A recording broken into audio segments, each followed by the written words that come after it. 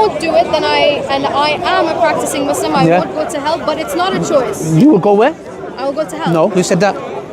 So, but no. Is there any prescribed punishment for a woman that doesn't wear hijab? No, but then why is it forced upon me if it's not okay, good, that will lead me, for example.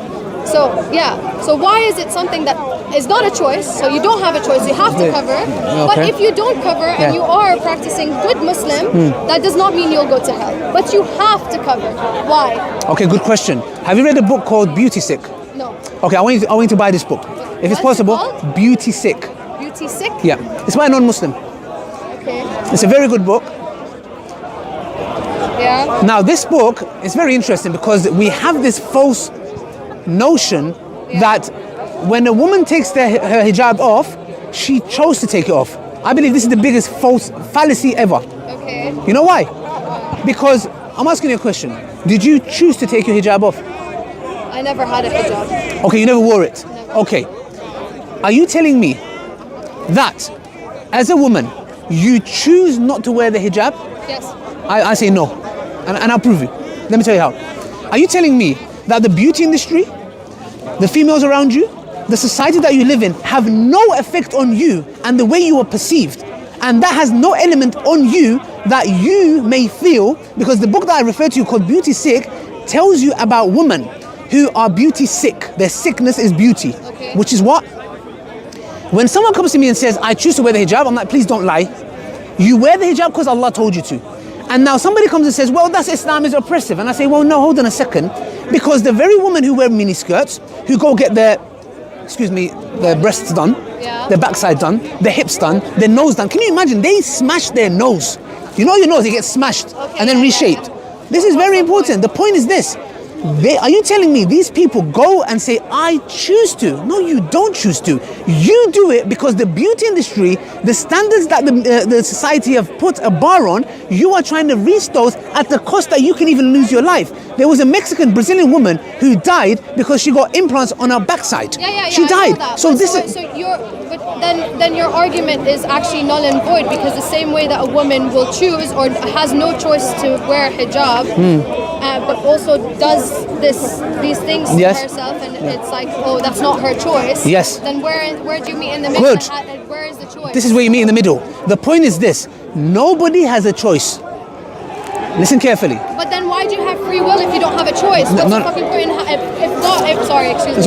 So why has God? Okay, so your argument here is telling me that God gives you free will and allows you to have free will, but you do not have a choice. Okay, let me explain. In any matter. No, listen to me carefully.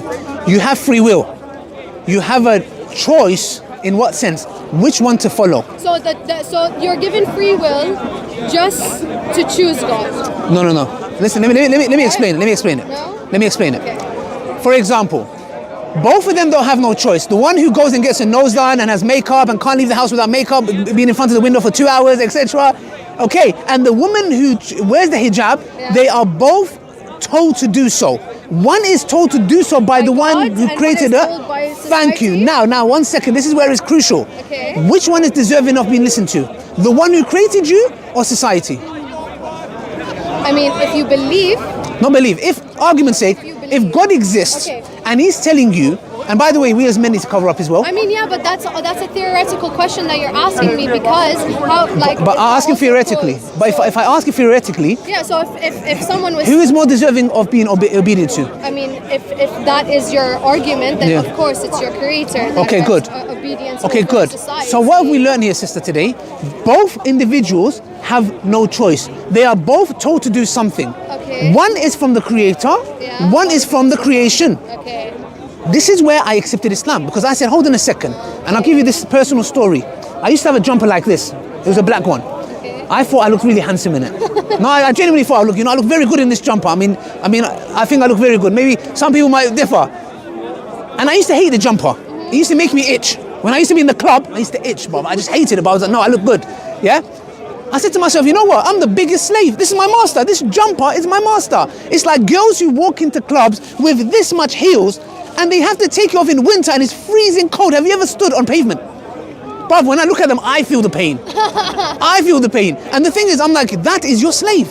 And just as me, when I was getting a jumper or driving a certain car or going to the gym, I'm not saying you can go to the gym for health reasons. You're basically saying you'd rather be a slave to the one who created me. Than me than exactly. You know why? You know why, sister? Because the creation is never going to be happy with me. When I die, they're going to backbite me. They're going to talk bad of me. The creator is the one that's going to be with me. He's the one who created me. He deserves my worship. Why would I go and try to please a group of people that are never going to be happy with me? And the one who created me deserves it. And guess what? Once I became a slave to him is when I found my true freedom. Once I became a slave to him. That's a very good point, honestly. Sister, the point I'm trying to say here is this, yeah? Thank you. May Allah bless you. No, thank you. I appreciate it. Logical. And this is the key, sister. You know why? Because at this moment, that is when it clicked me and I said, wow, all this life, my masters were females. My masters was a jumper that I used to wear. My masters was money. I used to live a lifestyle and do extra hours so I can drive a certain car. I used to go to the gym, yes, obviously for health reasons, but I wanted to have big biceps. So when I walk and wear that jumper, the girls can be like, wow, look at his biceps. I used to live, these were my masters. These were my goods. You know what I said? When I said La ilaha illallah, I said, I am free from all of you. Because I want to worship the one who has created me. And this is where we say, sister, when we talked about choice, the one that takes a hijab off, look, we have a lot of hijab influencers who take the hijab off and they go, I chose to. No, you didn't. You're getting older and you feel like you're getting wrinkly and ugly and you're showing the hair is beauty. And that is the reason why you talk. Don't say, I chose to. Say, I was forced to. But then there's like, so in terms of like the not having a choice there for something like that. Yeah. Like for example, it then comes down to equality again, which literally just circles us all the way back. Yes, yes. No camera, no camera. You know when you talk Can we have your voice? Yeah. Okay. You know when you're talking about choice. Yeah. You know you don't have a choice whether to wear clothes or not, do you? In a society. Yeah, you don't. No, so there's a certain level of dressing decorum, regardless of however liberal you are, you cannot come naked. You have to wear this is imposed upon you, right? Yeah. Similarly, you should not equate You can drop it. someone You know where that chair is. putting on clothes to someone forcing or a society telling you to put on clothes to a society telling you to take it off. This is a false. Yeah, no, that was that wasn't the You have to be on camera, bruv. Allow this. Come on. Let's speak to the family. I call them. But do you get what I'm trying to say, sister? No, I So you know why it relates to you perfectly? Because sometimes we go into this mentality where we think the life I'm living, I'm free. You're not. You're influenced one way or another. Because why, as a woman, for example, the question is, and this is what's so beautiful about Islam. Let me tell you something. Before, I used to see women as a piece of meat. Wallahi, I had no respect for them. You know why? Because the society made me like this. And when I came to Islam, women, they became human in my eyes. Because Islam told me that you honor them, you respect them. It's not, what is she? You know, you're talking to her. You're not talking to somewhere else. And this is the issue, sister. There's men here, like, there's men everywhere. The point is this, and I'm not saying women are perfect. There are, a lot of, women as well. Let's be honest here. The point is this, that women are sexualized. Man, I'm driving down the A406. Okay. Wow, no. Okay, all right. Am I in trouble? Whole new conversation into it. Okay. So it's our fault, and we have no choice in the matter of, we have to protect ourselves because men can't control them. No, I never said that. Oh my I God, never said women that. are sexualized. I never said that. Did I say that? You No. said women are sexualized. No. Why are we sexualized? Because the brain of men can't separate it. What does Allah say in the Quran? You know what Allah says in the Quran? I don't know. You tell me. You're Okay, an sister, expert, I'm not the expert. I'm a nobody. I think you know, you're the mashallah. expert, not me. No, I'm not. We're both the Tell expert. me why. Sister, Allah says in the Quran, tell the believing men to lower their gaze. Yeah, they should. 1 second. Allah doesn't say women cover up because men can't control themselves. No, but why? But then why? So if men shouldn't be gazing and sexualizing and making all of this, then why do I? Yes. Have no choice but to also cover up No. and protect myself. No. Listen to me. Allah says to me, tell the believing men to lower the gaze. Okay. That means if she's in a bikini, if she's in a niqab, if she's in a jilbab, irrelevant. I have to lower my gaze. I'm not going to say, she's wearing a bikini, man can look at her now. or she's wearing niqab. I have to lower my gaze, period. Okay. Now, But then why? no. You know what that means? Or why? That means this notion that men can't control themselves, that's why Allah tells you to cover up, is not true. Because Allah tells who? The believing men first. Tell the believing men to lower the gaze. Okay, طيب. Now, Allah works on a micro level. You know what that means? You're training your young boys to respect women by lowering the gaze. Yes. Now, how does Allah deal with it in a macro level? By saying, do not sexually objectify women. Now, if I am looking all around me and I see bikini woman in there that's talking about chocolate, and I'm thinking, what's chocolate got to do with a bikini? Yeah. And then I'm seeing a woman over there, arguments say, dressed up in this way and that way. The society is sexually objectifying women. Look, I was watching a documentary yesterday, yeah? It was talking about in the 1970s, Times Square in New York was it's disgusting. Yeah. There was a man who killed 80 prostitutes. And these women they were not human. Yeah, there was a study that was done that looked into a man's brain. They showed him woman in bikini. The part of the brain that lights up for tool use, you know, tool use, screwdriver, lit up. You know what that means? He didn't even see him as human. The part of the brain was like, this is an object.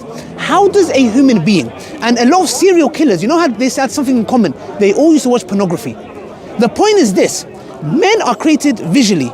If you sexually objectify women to such a level, men lose respect. This doesn't mean that a person has a right to go and abuse or rape or whatever just because a woman is dressed up in a certain way. There are women who are dressed up in hijab and niqab that get raped. The point is this, sister: everyone has a role to play. My role is I lower my gaze, but I would not also like you to this woman to be in my face or dressed up in a certain way where I'm like, well, I would not like to see that. The point is this: Islam deals with giving the responsibility to both. It doesn't say, hey, men are animals, you are to blame, it's your fault, you cover up. Islam doesn't say that. But Islam, the same way that women are sexualized, men can be sexualized as well. No. So then why are How? men, Sister, I'm sister, sorry, let me tell you why something, men yeah? can be sexualized? Let me tell you why, sister, yeah? I've never seen a woman ever go and say, you know what, let me go and, there's a picture of a man's calves, and let me go and stare at it. That's not her nature. In her nature, And men go and stare at women's calves? Bruh, okay, I don't Sister. know what... Sister. Calves. Sister, Just sister. Calves. I know man them that lose their mind. They lose their mind when they see a toe. Okay, when they see an ankle, his temperature starts rising, his blood pressure goes somewhere else. The way we're created, sister, we are visual. We are so visual that the point is, that's why, you know, for example... Shut the fuck up, man. No one invited you. Go. Don't listen to him. He's such a wanker. Sorry. I don't know, what's happened there? Do you know? He just came and attacked me out of nowhere. Now or before? Before, when we were talking to our friend. Okay, let's ignore that. Let's ignore that. We're starting. Okay, so what I'm trying to say, sister, is that Allah is telling you this is the best way to live your life. And I'm telling you, sister, look here, there's a lot of things I had to give up when I came to Islam. A lot of things I did not want to let go of. But let me tell you something. Letting go of them, it made me who I am today. Islam is the solution. There is no other religion, I'm telling you. It might sound, okay, here we go. My religion is... I'm telling you, we can prove it. I'm not here to talk. I can prove it. Islam gives me purpose. I know my purpose. I know why I'm here. I know where I'm going. I know what to live by. If we live by these laws, etc., wallahi, I'm telling you, life will not be, utopia. Yeah, okay. The point is this, though, that we will have a good way of living. Yes, in the Muslim empires, there was killing. There was things that happened. But the point is this: Islam is the best solution. And guess what? You are going to live by a way of life anyways. And you already are. Live by the one that God sent you, because that's the best. You make very good points. You make very good points. Very nice conversation. Me too, Sister Alia. I've been trying, Oh my gosh, I think it's been an hour probably. I think so too. Thank you, Sister Alia. Look, thank you. We don't shake hands. We don't? Yes. But you know why? Because out of respect. But the thing is, you see I see that's a little bit disrespectful. Good. But we need to end it with this. You know why? Because there was, I think, the Me Too movement. Remember the Me Too movement? Of course I know the Me Too. Now in workplaces, back in the day, not back in the day, like a couple of years ago, in the workplace, they could touch a woman they can't do that anymore. Yeah. In the workplace, they have to leave the door open now. Yeah. You see, Islam has come and told you, look, prevention is better than cure. Islam has one solution. It doesn't say, drink alcohol, then we'll take you to rehab. Islam says, don't drink alcohol. The point is this, sister. Me and you, for example, a handshake is nothing. Like we can say, okay, what's the big deal? But it's interesting that you see it as a sign of respect. But to me, I feel like I'm honoring you so much that I don't even want to shake your hand. Not because there's anything wrong with you, because you know why? Because that's the level of respect I have for you. But society's made it seem as if, you know what? Look how disrespectful he is. No, I don't think you're disrespectful. It's your prerogative to not want to shake my hand. No, I do it because I honor and respect you. Well, thank you. Uqsum billahi al-azim, that's why I do it. Shukran. May Allah bless you. You are a lovely person. You too. And Very it was kind. lovely talking to you, sister. If you have any questions, my table is there. And we can carry on, inshallah. Sure. And may Allah bless you, inshallah, and give us the best in life hereafter. Thank you. Bye. Take care. Thank you. Assalamu alaikum. Bye.